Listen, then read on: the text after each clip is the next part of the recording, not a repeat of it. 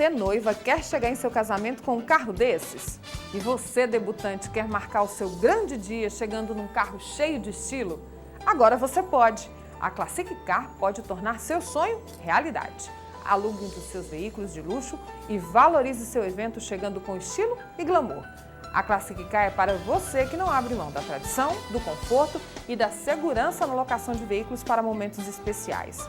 Classic Car 3224-3714.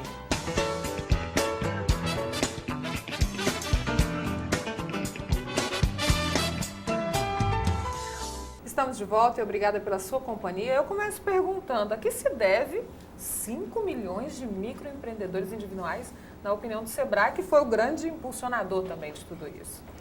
Olha, acreditamos que, da mesma forma que hoje em dia tem o cidadão que precisa de um CPF, né? A empresa que precisa de um CNPJ.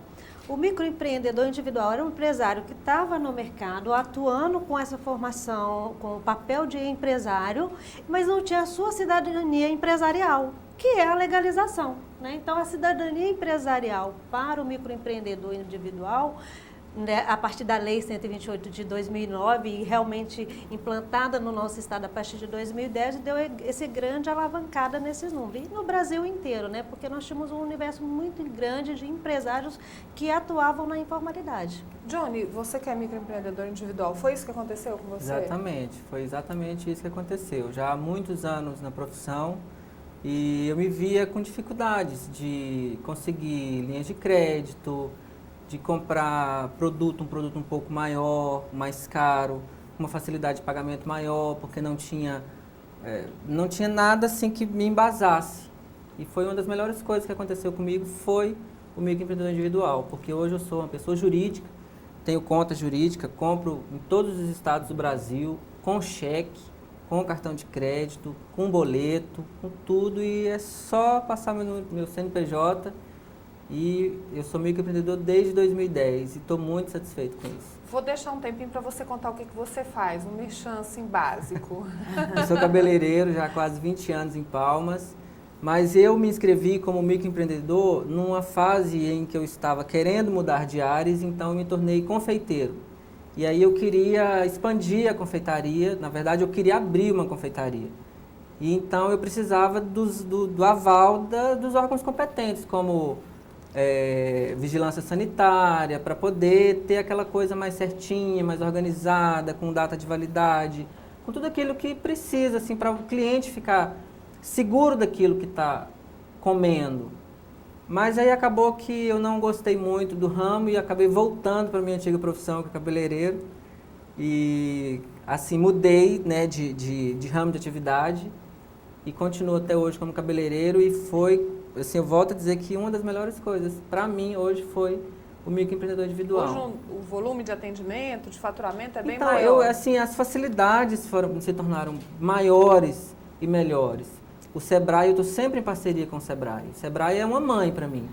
Então, eu já fiz vários atendimentos com ele, como o último que eu fiz agora foi com a minha consultora, que eu esqueci o nome dela, mas ela vai me perdoar. Vai, com certeza. Que foi de marketing estratégico. Então, assim, foi maravilhoso. Então, eu pude perceber no meu dia a dia o efeito desse acompanhamento, dessa assessoria que o Sebrae me prestou, na pessoa da Renata. Muito bem. E, assim, eu estou colhendo frutos dessa parceria, que foi através do microempreendedor individual, né? Através dessa condição que hoje que me é favorecida. É o principal motivo, assim, o Marcos, que trabalha muito nessa parte da contabilidade, é o principal motivo que leva o MEI, mas também, claro, o Johnny fez cursos no Sebrae, se capacitou e tudo. Tem também uma série de obrigações que vem com esse microempreendedor individual, não é isso? Com certeza. O Johnny falou certo. Ele é visto no mundo comercial agora não como pessoa física, como pessoa jurídica. Então, assim, quem está lá no Rio de Janeiro e tem um produto no Rio Grande do Sul ou fora do país e ele quer adquirir o produto, por que não? Por ser pelo MEI, ser uma pessoa jurídica, ele passa a segurança para o vendedor, fala assim, olha, eu posso protestar, posso acionar na justiça, porque não vai mudar de um lugar para o outro tão rapidamente, vai sempre deixar um rastro na prefeitura, no estado, na Receita Federal, nas esferas, né? Então, esse é a segurança de quem vende, de quem compra e nós consumidores também, né? Como pedimos uma nota fiscal, a nota fiscal é um contrato de prestação de serviço. Então, você emite uma nota para mim, então ela me passa a segurança de que aquele trabalho está sendo realizado por alguém que é fiscalizado pelas 3 esferas, Estado, município e União, né? O que a gente observa muito também é essa questão dos benefícios que o Johnny ressalta, né? Essa relação de ter a relação legal com fornecedores, poder negociar custos mais baratos para o empresário é um grande benefício que o microempreendedor individual tem com a legalização. Tude, já ia te perguntar já. A gente viu que, como no caso do Johnny e de muitos empresários, né? O Johnny tentou por uma área que não era ainda a especialidade dele, apesar dele gostar muito, e não conseguiu. Então, assim, apesar de ser um microempreendedor individual, ele exige dessa única pessoa da empresa o mesmo que um líder de uma empresa grande, vamos dizer assim. Perfeito. É o que eu costumo dizer. Eu não sei qual o seu objetivo, mas seja ele qual for, você vai precisar de gente, né? Você vai precisar de se desenvolver como empresário, como empreendedor, como um profissional que consegue olhar todas as áreas do negócio ou da vida, seja lá o que for, mas é importante você ter essa clareza para conseguir enxergar onde você quer chegar. Exatamente. E o que eu tenho percebido é o trabalho que o Sebrae tem feito, tem elevado tanto o nível de consciência desses profissionais, que hoje eu já vejo as pessoas pensando em abrir o negócio e já pensando dentro da legalização. Na legalização, antes sensorial. até de abrir o negócio. Então, isso, eu tive alguns clientes que pensaram em abrir o negócio, um microempreendedor, e já mudou de categoria, né? Já pulou de... Porque via-se muito, e ainda se vê, começa na informalidade, com a necessidade, com a demanda, aí vai se formalizar. Exatamente. Agora não, eles já estão começando a legalizar. Uma coisa que eu acho interessante ressaltar é que, assim, a gente que começa na informalidade, depois vai se formalizar e quer se profissionalizar com a Master Coach ou mesmo com o Sebrae, é um pouco mais difícil, porque a gente traz muitos vícios. Para mim foi difícil ter que ouvir da minha assessora, Johnny, você não deve, você não pode. Como? É meu! Eu posso sim, falei, Johnny, não é você mais, é a sua empresa. Você tem que começar a pensar como empresa. Você não pensa mais como pessoa, separa a pessoa jurídica.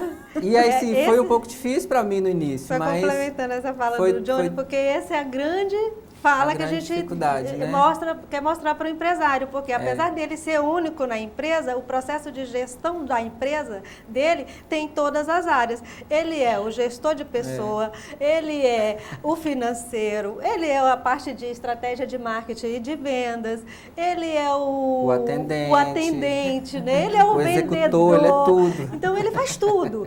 Então assim, quando a gente olha todos os processos de gestão de uma pequena empresa, de uma média empresa, de uma grande empresa, o grande desafio está no microempreendedor individual, porque ele tem que incorporar todos os papéis. Exatamente. Então, esse conhecimento, esse processo de gestão dentro da empresa, a gente tem trabalhado muito, muito mesmo. E a gente tem visto os microempreendedores crescendo, né? Saindo do papel de microempreendedor individual e passando a ser microempresa. Perfeito. Né? E aquele outro mudando também, né? A microempresa que hoje eu ainda não estou num processo de gestão muito grande, de maturidade na minha gestão grande, que eu ainda tenho um faturamento dentro desse processo, eles migrando ao contrário, voltando a ser, começando um processo como microempreendedor individual. Exatamente. Nesse ponto, o que muda contabilmente, vamos dizer assim? Eu informal, eu MEI e eu empresa. Microempresa. Pois microempresário, né? Microempreendedor, né? Então, assim, o que o Johnny falou também é uma coisa interessante. Às vezes, o que nós pegamos lá de um processo que o microempreendedor chega para nós, às vezes chega lá por não entender essas diferenças das pessoas e achar que às vezes eu era um eletricista, eu era um microempreendedor e parei de fazer o serviço e simplesmente cruzei os braços. Não, ele é uma pessoa jurídica. Então lá nos contadores, lá na nossa ponta, já chega ele com 10 DAS atrasado, 10 meses sem pagar os R$40. Não, mas eu parei de trabalhar, não estou mais trabalhando. Mas tem as obrigações legais. Mas a sua empresa não. A sua A empresa... diferença do eu e da empresa, Você não informou os órgãos competentes consciente que a sua empresa não existe mais, né? Isso, então Isso assim, tem que ter. essa conscientização de que há uma continuidade, uma diferenciação, eles sofrem muito. E já peguei caso, está 2 anos atrasado e a pessoa, nossa, mas eu não sabia, e vai voltar para a capacitação. Não adianta o governo fazer um programa excepcional desse, o Sebrae fazer todo um trabalho desse, se a pessoa não correr atrás, não ir atrás da oportunidade. Do conhecimento. A pergunta é sua, quando muda de microempreendedor para microempresa, que eu acho que é uma jogada de mestre, não querer ser sempre MEI e querer poder crescer e se tornar uma média, depois uma grande empresa, é a carga tributária, que também o Simples Nacional inicia-se com 4% para comércio, e assim tem várias diversas peculiaridades, mas que você vai incorporando no como MEI, vai pegando experiência para depois se lançar no mercado como microempresa. E depois com uma empresa de pequeno porte, depois com uma empresa média, e depois com uma empresa grande. Então, se pular alguma etapa aí, vai se perder no meio do caminho. Tudo inicia-se com a capacitação. Então, o MEI precisa de um contador. O MEI precisa de um contador. A legislação Ao hoje... contrário do que a gente pensa no início, né? Porque, assim, no início, quando eu comecei lá em 2010, que eu me inscrevi, meio que... Era assim, meio que difundido isso. Não, você não precisa de contabilidade, o Sebrae faz tudo e tal. Então, eu fiquei com aquilo na cabeça, né? Tudo que eu quero, eu vou no Sebrae. Mas não é bem assim, né? O Sebrae, ele é realmente uma mãe norteador, até certo ponto. Mas daquele ponto em diante, aí você pegar as rédeas, tomar as rédeas e aí o contador é que vai te ajudar. Né, o microempreendedor individual necessariamente não precisa ter um contador na sua folha, entendeu? Ele não precisa. Mas as obrigações tributárias ele tem que cumprir. E o que acontece? Pelo desconhecimento, mas o ideal é que ele tenha orientação de um contador. no caso, Ele tem um pode funcionário, ter, né? exatamente. Se tiver um funcionário, ele não vai dar conta de registrar a carteira, vai virar um seu contador. Eu vou ter que ir para um rápido intervalo, a gente já volta, porque eu quero falar sobre planejamento, sobre crescimento, quero que a Tude fale também se MEI precisa disso tudo. A gente volta daqui a pouquinho, não sai daí.